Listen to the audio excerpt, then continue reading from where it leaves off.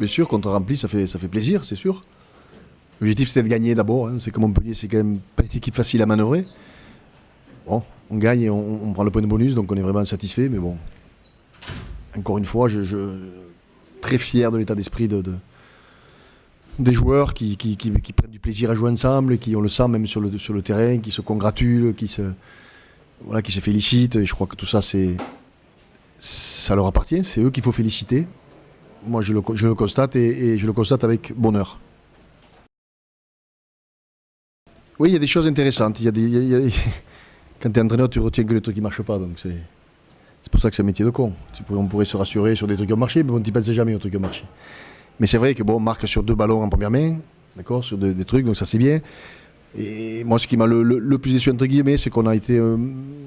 les 25 dernières minutes de la première mi-temps, on est approximatif un petit peu sur des gestes de finition où on doit marquer, on ne marque pas. Et bon, le haut niveau, il faut marquer quand tu domines sur ces temps forts, il faut aller au bout. Bon, c'est le côté un petit peu négatif et les renvois qu'on ne prend pas 2 ou 3 fois où on reste chez nous sous pression dans nos 22 mètres alors qu'on aurait pu être meilleur sur la conquête directe ou sur l'organisation pour repartir. Mais bon, dans l'ensemble après, c'est vrai, beaucoup de volume. Moi, ce qui m'a plu aussi en première mi-temps, c'est le troisième rideau, optimiste, changeant passant d'une touche à l'autre sur des ballons de récupération, avec des longues passes. Je crois que ça aussi, c'est bien, quoi. C'est des choses qu'on essaie de mettre en place et voilà, ce placement, ce replacement, se proposer toujours aux porteurs de balles qui sont au fond des solutions.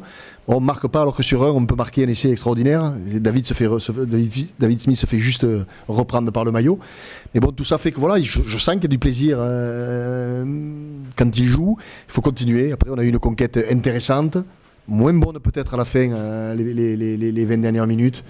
Mais bon, dans l'ensemble, c'est vrai que, comme je dis, un entraîneur, il est jamais content. Mais bon, je le dis doucement, sans quoi il va me frapper.